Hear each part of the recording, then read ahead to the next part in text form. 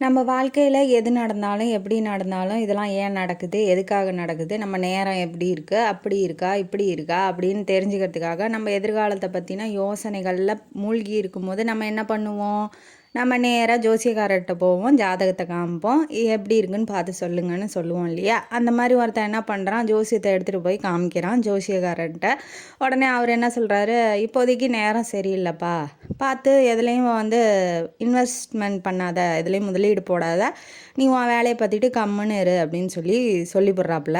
இவனுக்கு பலவிதமான இன்ட்ரெஸ்ட், இந்த தொழில் பண்ணலாம் அந்த தொழில் பண்ணலாம் அப்படின்னு சொல்லி நினச்சிட்டு இருந்தவன் இப்போ இவன் சொன்னதுனால என்ன பண்ணிட்டான்னா, ஜோசியக்காரன் சொன்னதுனால எதுவும் பண்ண வேணாம், நம்ம பேசாமல் நம்ம வேலையை பார்த்துட்டு இருக்கலாம் அப்படின்னு சொல்லிட்டு விட்டுட்டான். வர்றவங்க எல்லாத்தையும் என்ன பண்ணுறான்னா, அந்த தொழில் சம்மந்தமாக பேசியிருப்பான் இல்லையா, அவங்களாம் கேட்கும் போது இல்லை வேண்டாம் வேண்டாம் வேண்டான்னு சொல்லி அமுச்சு விட்டுறான். ஒரு நாள் நாய்க்குட்டியை வாக்கிங் கூட்டிகிட்டு போகும்போது என்ன ஆகுது அப்படின்னா, குறுக்கால ஒரு முயல் குட்டி ஓடிடுது. அதை பார்த்து துரத்திக்கிட்டு போன நாய்க்குட்டி ஆளே வரல. அந்த நாய்க்குட்டியை சுற்றி தொலாவறான், எங்கேயும் காணவும் இல்லை. அதனால அவன் கன்ஃபார்மே பண்ணிட்டான், நமக்கு நேரமே சரியில்லை, நம்ம நாய் ஆசையாக வளர்த்தோம் அதையும் காணாமல் போயிடுச்சு, இனிமேட்டு எதுவுமே பண்ணக்கூடாது அப்படின்னு சொல்லி கன்ஃபார்மே பண்ணிட்டான். வீட்டில் கம்முன்னு உக்காந்துட்டு இருக்கான். நாய் காணோம் இல்லையா, அதனால் வாட்ஸ்அப்பில் இந்த மாதிரி சோஷியல் மீடியாலெலாம் ஃபோட்டோ போட்டு தேட ஆரம்பிக்கிறான். அப்போ ஒரு பொண்ணு கண்டுபிடிச்சி வச்சுருக்கிறதாகவும், நீங்கள் வாங்கிக்கோங்க அப்படின்னு சொல்லி ஃபோன் பண்ணுறாப்புல அந்த நம்பருக்கு. இவன் போய் பார்க்கும்போது அந்த பொண்ணுக்கும் இவனுக்கும் பிடிச்சி போயிடுச்சு. ஒருத்தருக்கு ஒருத்தர் பேசி பழகி காதலிக்கிற அளவுக்கு போயிட்டாங்க. கல்யாணம் பண்ணிக்கலாம் அப்படிங்கிற ஒரு ரேஞ்சில் இருக்கும்போது திரும்ப ஜோசியம் பார்ப்பாங்க இல்லையா, ரெண்டு வீட்லேயும் சொல்லிட்டாங்க கல்யாணம் பண்ணிக்கிறோன்ட்டு. அவங்க ரெண்டு பேரும் ஜோசியம் பார்க்கும்போது என்ன ஆகுது அப்படின்னா, இல்லை வேண்டாம், இந்த இது பண்ணிங்கன்னா உங்கள் வாழ்க்கை நல்லா இருக்காது, கல்யாணம் பண்ணிங்கன்னா வாழ்க்கை நல்லா இருக்காது அப்படின்னு சொல்லி ஜோசியக்காரங்க சொல்லிட்டாங்க. இது தொழில் மாதிரி போனால் போகுது, அடுத்த தொழில் பண்ணிக்கலாம், வேண்டாம் தொழிலில் இன்வெஸ்ட்மெண்ட் பண்ண வேணாம் அப்படின்னு சொல்லி அவன் ஜோசியக்காரன் சொன்னது உடனே கேட்ட மாதிரி தான் காதலித்த பொண்ணை உடனே அவனால் விட முடியல.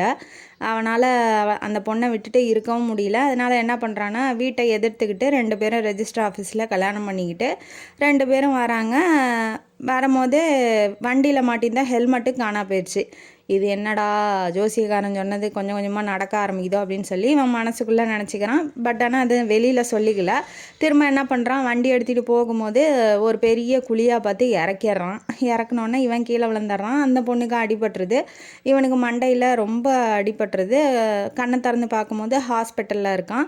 ஹாஸ்பிட்டலில் இருக்கும்போது என்ன ஆகுது அப்படின்னா, டாக்டர் உனக்கு அடிபட்டது சரி நல்லதாக போச்சுப்பா, ஏன்னா உன் தலையில் பெரிய கட்டி இருக்குது, அது இந்த ஆக்சிடெண்ட் மூலமாக தான் தெரிய வந்திருக்கு, இல்லைனா ரொம்ப முத்தி போய் சாகிற ஸ்டேஜில் தான் உனக்கு தெரிய வரும் அப்படின்னு சொல்லிட்டாப்புல. சொன்னோன்னே அவனுக்கு என்ன அப்படின்னா, ஓ இந்த ஆக்சிடெண்ட்டு நல்லதுக்கு தான் நடந்திருக்கு, நம்ம ஹெல்மெட்டும் நல்லதுக்கு தான் காணா போயிருக்கு, அப்போ இவளை கல்யாணம் பண்ணிக்கிட்டது நல்லதுக்கு தான், நம்ம வாழ்க்கை நல்லதாக தான் அமையும், யார் சொல்கிறதையும் மனசில் வச்சுக்கிட்டு நம்ம வாழக்கூடாது, நம்ம தன்னம்பிக்கையில் நம்ம உழைச்சி சம்பாரித்து நம்ம ஒய்ஃபோடு நல்லபடியாக வாழணும், இந்த ஜோசியம் ஜாதகம் இதெல்லாம் நம்பக்கூடாது அப்படின்னு சொல்லி அந்த நிமிஷத்துலேருந்து அந்த ஜோசியத்தை பற்றின நம்பிக்கையை விட்டுறான்.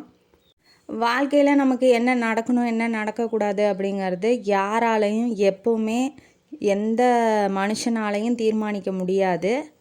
வாழ்க்கைங்கிறது ஃபுல் ஆஃப் சர்ப்ரைஸ்ன்னு சொல்கிறாங்க இல்லையா, அந்த மாதிரி முன்னாடியே எல்லாம் தெரிய வந்துருச்சு அப்படின்னா வாழ்க்கை வாழ சுவாரஸ்யமாக இருக்காது. நல்லது நடந்தாலும் கெட்டது நடந்தாலும் அது நடக்கும்போது அப்படியே ஏற்றுக்கிறது தான் நம்மளோட வாழ்க்கை அப்படின்னு சொல்லி வாழ ஆரம்பிங்க. யாரும் யாரோட தலையெழுத்தையும் மாற்றி எழுத முடியாது. என்ன நடக்கணும்னு இருக்கோ அது கண்டிப்பாக எல்லாத்துக்குமே நடந்தான் ஆகும். அதனால் இதுதான் வாழ்க்கை, இப்படி தான் இருக்கும் அப்படின்னு சொல்லி வாழ்க்கையை வாழ கற்றுக்கோங்க. அதை போக்கிலேயே அப்படியே ஏற்றுக்க கற்றுக்கோங்க. ஃப்ளோவாக போயிருங்க வாழ்க்கையோட ஃப்ளோவில். அதை மாற்றணும், நம்ம இது பண்ணணும் அது பண்ணணும்னு சொல்லி எந்த விதமான முயற்சியும் பண்ணாதீங்க, நீங்கள் தான் தோற்று போவீங்க. ஜோசியத்தை முழுமையாக நம்பாதீங்க. உங்களுக்கு நம்பிக்கை இருந்தால் கூட கேட்டுட்டு விட்டுருங்க, ஏன்னா அதை ஃபாலோ பண்ணணும்னு எந்த அவசியமும் இல்லை. அதனால் உங்கள் மேலே தன்னம்பிக்கை வச்சு நீங்கள் எந்த காரியத்தையும் பண்ணுங்கள், கண்டிப்பாக நீங்கள் வாழ்க்கையில் வெற்றி அடைவீங்க அப்படின்னு சொல்லி இந்த காணொலியை நான் முடிக்கிறேன். இந்த கதையும் காணொலியும் உங்களுக்கு பிடிச்சிருந்தா லைக் பண்ணுங்கள், ஷேர் பண்ணுங்கள், சப்ஸ்கிரைப் பண்ணுங்கள், கமெண்ட் பாக்ஸில் கமெண்ட் பண்ணுங்கள். நன்றி மக்களே.